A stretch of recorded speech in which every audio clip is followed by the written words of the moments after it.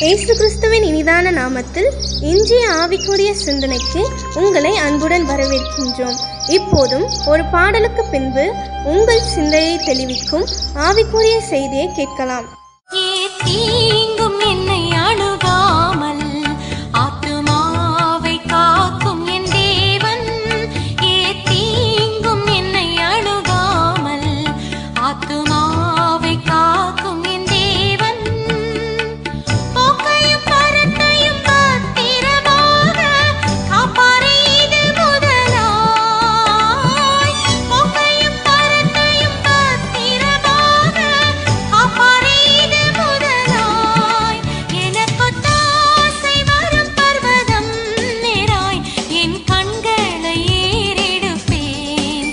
எனக்கொத்தாசை வரும் பர்வதம் நேராய் என் கண்களை ஏறெடுப்பேன். தீங்கு நம்மை துக்கப்படுத்தாதபடி அவைகளுக்கு விலக்கி பாதுகாக்கிற இயேசுவின் இனிதான நாமத்தினால் உங்களை வாழ்த்துகிறேன். இந்த நாள் நம்முடைய ஆவிக்குரிய சிந்தனைக்காக 1 நாளாகமம் 4ஆம் அதிகாரம் 10ஆம் வசனத்தின் கடைசி பகுதியை நான் வாசிக்கிறேன். தீங்கு என்னை துக்கப்படுத்தாதபடி அதற்கு என்னை விலக்கி காத்தருளும் என்று வேண்டிக் கொண்டான். யாபேசுடைய ஜெபத்தை பாருங்கள், எவ்வளவு அருமையாக. முதலாவதாக, தேவரீர் என்னை ஆசீர்வதிக்க வேண்டும். அடுத்து இந்த எல்லையை பெரிதாக்க வேண்டும். அடுத்து நம்முடைய கரம் என்னோடு கூட இருக்க வேண்டும். அதோடு நிறுத்திவிடவில்லை. தீங்கு என்னை துக்கப்படுத்தாதபடி அதற்கு என்னை விலக்கி காத்தருளும் என்று வேண்டிக் கொண்டான். அவன் வேண்டிக் கொண்டதை கர்த்தர் அப்படியே கேட்டு அருளினார் சொல்லப்பட்டிருக்கிறது. நம்முடைய ஜெபத்தையும் இந்த அளவு ஆண்டவருக்கு ஏற்ற விதமாய் அவருடைய ஆசீர்வாதம், அவருடைய கரம், அவருடைய நடத்துதல், அவருடைய பாதுகாப்பு என்று சொல்லும் பொழுது நிச்சயமாகவே கேட்கப்படும். தீங்கு இன்னைக்கு துக்கப்படுத்துகிற நாட்களில் தான் வாழ்ந்து கொண்டிருக்கிறோம். தீங்கு செய்கிறவர்கள் பெருகிவிட்டார்கள்.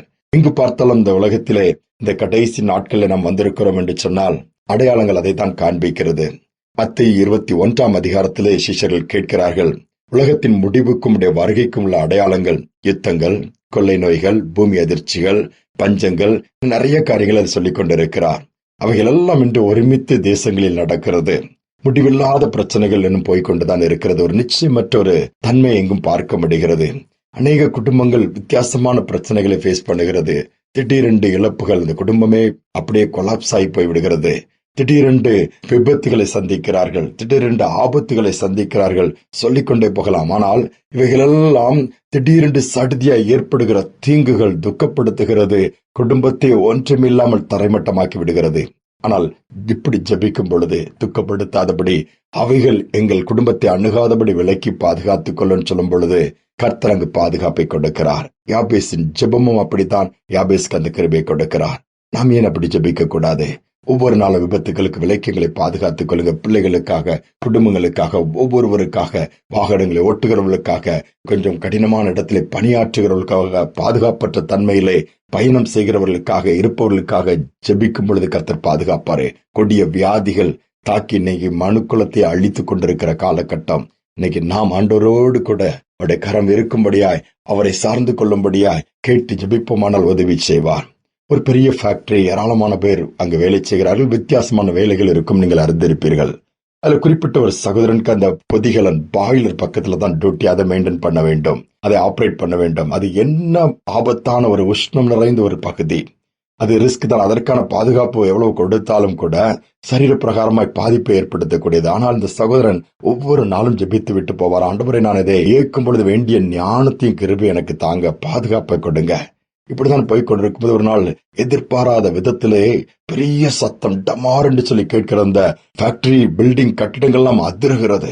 இந்த பாய்லர் வெடித்து சிதறிடுச்சுது. எல்லாம் பக்கத்துல சத்தம் கேட்டு ஓடி வந்து அதிலே பணியாற்றுகிற அந்த சகோதரன் அவ்வளவுதான், ஒன்றுமில்லாமல் எல்லாமே வெந்து போயிருப்பான்னு பார்த்தா இவருக்கு ஒரு சேதம் வரவில்லையா. சுற்றிலும் எல்லாம் வெடித்து சிதறி கிடக்கிறது.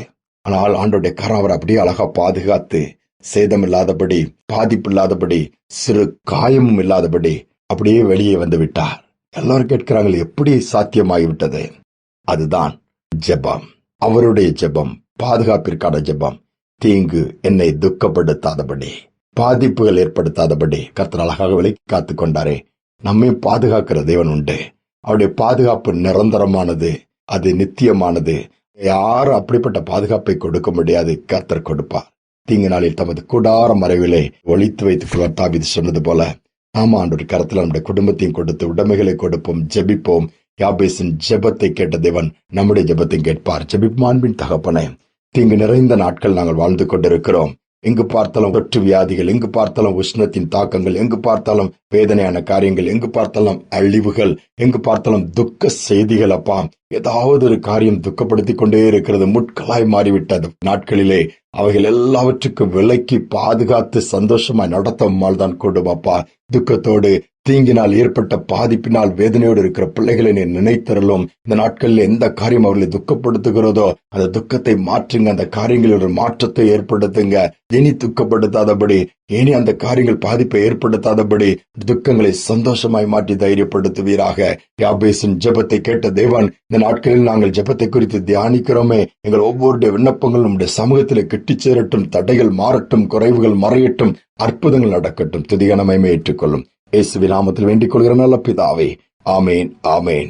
தீங்கு துக்கப்படுத்தாதபடி அவைகளுக்கு விலக்கி காத்திரலும் என்று சொல்லி நாம் வேண்டிக் கொள்ளும் போது நம்முடைய வேண்டிக் கொள்ளுதலை கர்த்தர் கேட்டருளுவார். இந்த சிந்தனையோடு இந்த நாளை தொடருவோம்.